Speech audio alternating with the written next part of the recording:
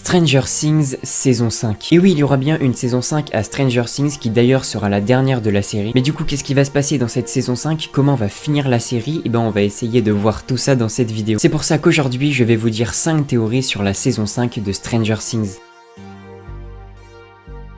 En tout cas, salut à tous, c'est Ney et aujourd'hui on se retrouve pour une nouvelle vidéo. Vous l'aurez compris, dans cette vidéo, on va voir plusieurs théories et franchement, quand on est fan d'une série, faire des théories, c'est vraiment kiffant. Du coup, je vous ai préparé 5 théories que de mon côté, je trouve assez cool et intéressantes. Et bien évidemment, n'hésitez pas à vous dire vos théories sur la saison 5 dans les commentaires, j'adore lire les théories, donc n'hésitez pas. Ah oui, bien sûr, avant que ça commence, n'oublie pas le petit like et abonne-toi, ça m'aide énormément. Enfin bref, j'espère que vous êtes prêts.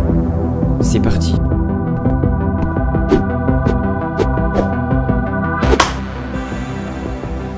Je vais tout de suite commencer avec la première théorie, même si vous allez voir qu'il y a certaines théories qui sont moins probables que d'autres, mais globalement, toutes les théories sont vraiment intéressantes. Et c'est parti pour la première théorie, l'arrivée de Callie alias numéro 8.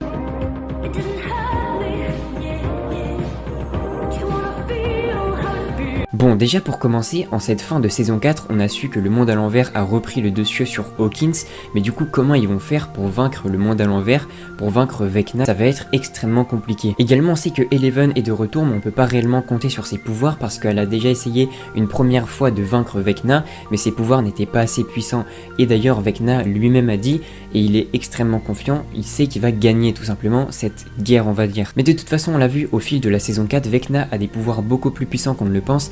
Ses pouvoirs en tout cas sont beaucoup plus forts que ceux de Eleven. Alors forcément Eleven va avoir besoin d'aide. Et souvenez-vous que Eleven n'est pas la seule personne à avoir des pouvoirs. On sait que tous les enfants du Dr Brenner sont morts suite à l'incident provoqué par le numéro 001. Mais 2 enfants sont restés en vie, donc tout simplement Eleven et sa sœur 008, Callie. Alors pourquoi pas la revoir sauver Hawkins avec Eleven dans la suite de la série? Et bien évidemment ça va un peu plus loin que ça. Souvenez-vous dans la première partie de la saison 4, dans le club Hellfire, une partie de Donjons et Dragons va se dérouler. Le jeu Donjons et Dragons qui lui est depuis le début de la série lié tout simplement à la ville de Hawkins et au monde à l'envers. On l'a su dès le début de la première saison que tout était un peu lié au jeu Donjons et Dragons, notamment grâce aux différents monstres, par exemple au Démogorgon ou au flagelleur mental. Mais du coup revenons à ce qui s'est passé dans cette première partie de saison 4 dans le club Hellfire. En pleine partie ils sont en train de perdre, mais il reste un coup à Erika et un coup à Dustin. Dustin va lancer en premier son dé et va tomber sur le numéro 11, il perd donc face à Vecna. Maintenant vient au tour de Erika de jouer, mais elle va faire le numéro 20. Et on voit qu'elle va vaincre Vecna et gagner la partie. Dans cette scène et dans cette partie de Donjons et Dragons, en réalité le numéro 11 fait par Dustin représenterait Eleven, qui du coup à elle seule ne peut pas vaincre Vecna. Il faudrait donc atteindre 20 comme Erika l'a fait pour gagner la partie, donc pour vaincre Vecna. Mais si on ajoutait à 11, donc Eleven 8, qui serait Callie. À ce moment-là, ça ferait donc 19. Il manquerait plus que 1 point pour faire 20 et vaincre Vecna comme dans Donjons et Dragons. Mais souvenez-vous des pouvoirs de Eleven et des pouvoirs de Callie. Eleven, elle maîtrise la télékinésie ou encore l'ouverture de portail. Quant à Callie, elle maîtrise la manipulation psychologique ou encore la création d'hallucinations. Et ça, forcément, ça nous fait penser à quelqu'un. Et bah oui, Vecna. Bon, si vous avez toujours pas compris, Callie et Eleven réunissent à L2 tous les pouvoirs de Vecna. Vecna qui, lui, est le numéro 1. On se retrouve donc avec 11 qui représente Eleven, plus 8 qui représente Callie, et à ça, on ajoute le numéro 1, qui est tout simplement Vecna. Évidemment, si on additionne tout ça, on atteint 20, ce qui pourrait, comme dans Donjons et Dragons, permettre de vaincre Vecna. Donc au final, Callie pourrait revenir dans cette saison 5 pour aider Eleven pour vaincre Vecna une bonne fois pour toutes. Personnellement, j'aime beaucoup cette première théorie, mais on passe à la suite. Le retour de Eddie Munson.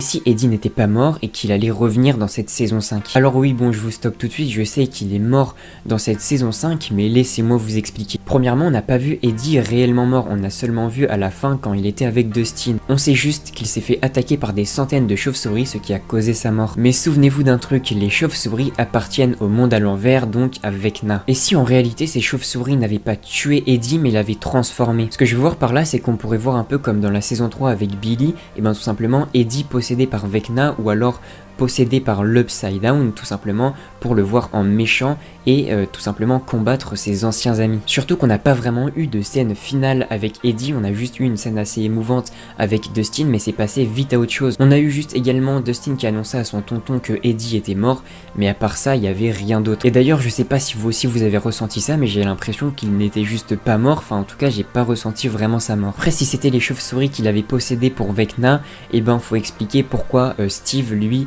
n'a pas été possédé après être mordu par des chauves-souris. Ça c'est vrai qu'il faudrait une explication à ça. Après pourquoi pas voir un retour de Eddie, on sait jamais, on verra bien. On passe à la troisième théorie, les potentiels morts dans la saison 5.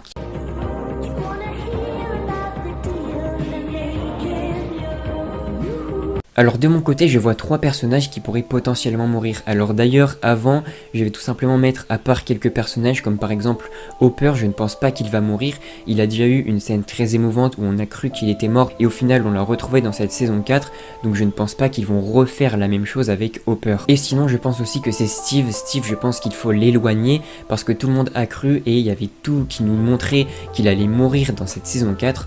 Au final, pas du tout, c'était juste pour nous faire un peu peur, je pense. Donc à mon avis, il ne mourra pas non plus dans cette saison 5. Mais du coup, selon moi, qui va mourir? Alors souvenez-vous, Vecna se nourrit des mauvais souvenirs des gens et de leur traumatisme. Et actuellement, la personne la plus traumatisée par les événements suite à la saison 4, et ben c'est le personnage de Dustin, bien évidemment lié à la mort de Eddie. Et si Vecna se servait tout simplement de la mort de Eddie pour atteindre Dustin? On verra bien, mais je le sens très mal pour lui. La deuxième personne qui pour moi peut mourir, évidemment, c'est Eleven. Alors directement, sans parler des événements dans la série, et ben ce serait un choix juste logique pour clôturer Stranger Things. Eleven, c'est le début, c'est le départ de la série, donc pour clôturer et pour finir en beauté, on va dire, la série, il faudrait la faire mourir tout simplement. Mais du point de vue de la série, la mort de Eleven serait un peu logique. On a su grâce à cette saison 4 que c'est Eleven qui a ouvert le portail tout simplement de l'Upside Down, qui a mis déjà Vecna dans le monde à l'envers et qui a suite à ça engendré tous les événements liés au monde à l'envers. Et si on partait du principe que Vecna est beaucoup trop fort, ce qui est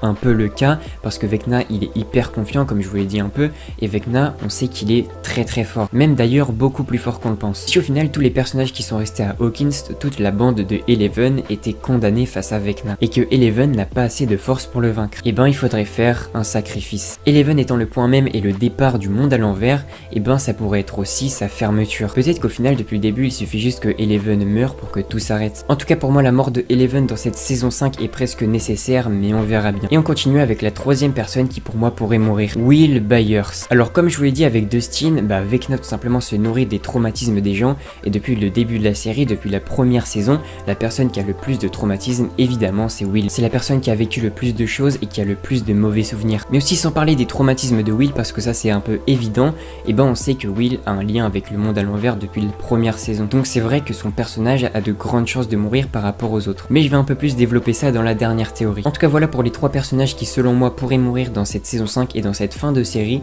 Mais maintenant on passe à la théorie suivante. Le retour de Max.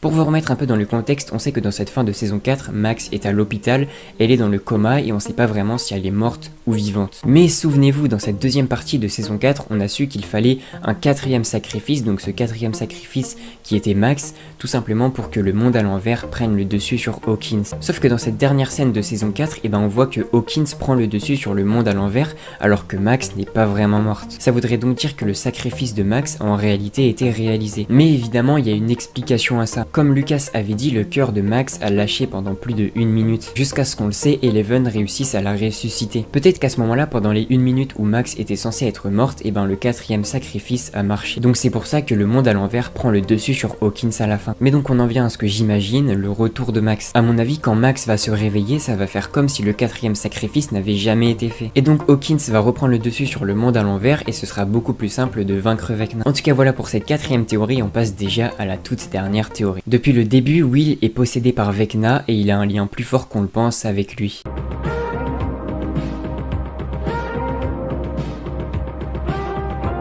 Bon, on peut penser que dans cette fin de saison 4, Will est possédé par Vecna, sauf que pas vraiment. On sait qu'il a toujours un lien avec le monde à l'envers parce qu'il a toujours des douleurs dans le cou, comme on l'a vu dans cette scène finale de la saison 4. Mais par contre, à aucun moment c'est dit qu'il est possédé par Vecna. Mais à mon avis, dès la première saison, Will avait un lien avec Vecna. Premièrement, ces douleurs dans le cou, ça fait évidemment penser à quelque chose. Souvenez-vous d'une scène dans la première partie de la saison 4 où Eleven va essayer d'aider tout simplement le numéro 001 pour s'échapper du laboratoire de Dr. Brenner. À ce moment-là, Eleven va enlever un truc du coup de 001 tout simplement au niveau du cou. Un peu au niveau du même endroit que Will a ses douleurs. Déjà là ça lie un peu les deux personnages, c'est assez bizarre. Mais ensuite si la musique qu'il écoute dans les premières saisons, la musique d'ailleurs préférée de Jonathan, de son frère.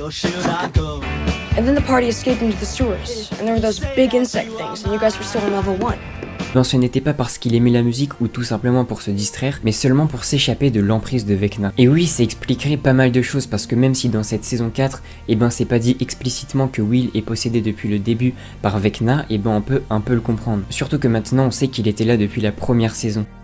Bon, j'espère que vous aurez apprécié ces théories. Après, il y a plein d'autres théories qui auraient pu être cool, comme par exemple Max qui aura des pouvoirs en se réveillant, ou encore Willy qui est en réalité un allié de Vecna, enfin bref, il y en a énormément. Mais c'est pour ça que là je compte sur vous, dites-moi toutes vos théories dans les commentaires. En tout cas, je vais m'arrêter là, si ça vous plaît, peut-être que je referai d'autres théories, d'autres vidéos Stranger Things, mais on se retrouve très rapidement à Hawkins. C'était tout pour moi, et moi je vous dis à la prochaine pour une nouvelle vidéo.